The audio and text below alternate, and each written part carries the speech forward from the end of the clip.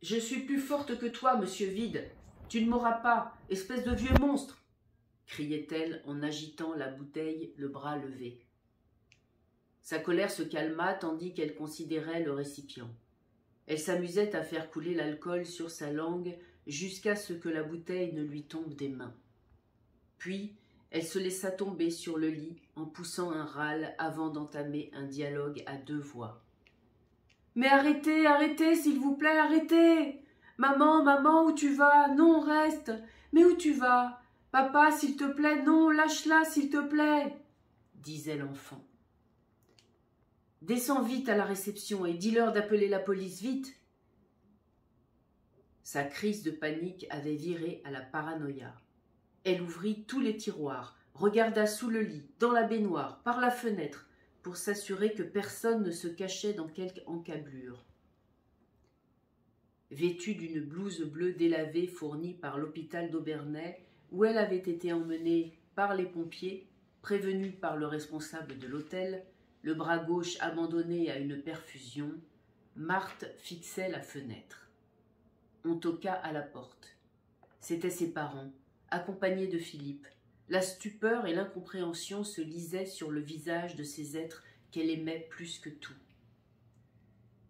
« Je crois que j'ai besoin d'aide, » lança-t-elle d'une voix faible.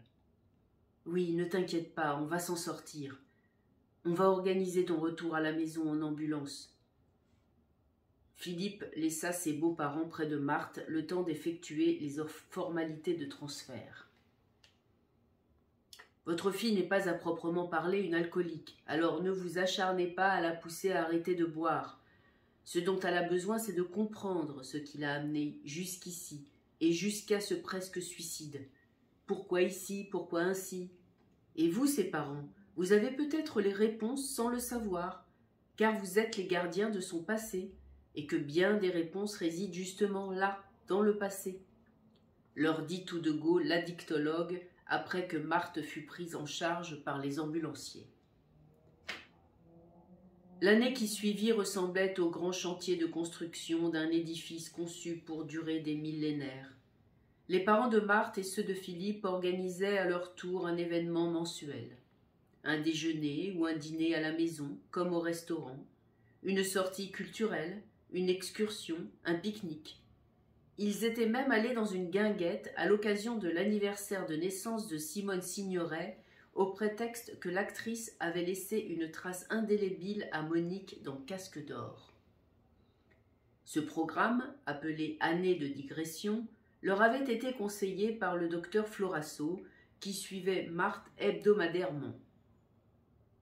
En quelques semaines, Marthe semblait avoir repris le contrôle de sa vie, et Philippe tint à fêter ce renouveau à Pain-Bar. Dans le train, des grands-parents couvraient d'attention leur petite fille. « Tu es adorable, ma chérie, ma princesse. Je le dirai à ta maman. » Marthe et Philippe suivaient la scène attendris et émus en pensant à Charlotte restée avec ses grands-parents. En entendant prononcer « maman », la petite fille pleura à gros sanglots. Prise de compassion, Marthe voulut lui adresser des paroles de consolation, mais fut empêchée par sa propre émotion. À son tour, elle éclata en sanglots. Philippe lui serra la main très fort en lui parlant doucement.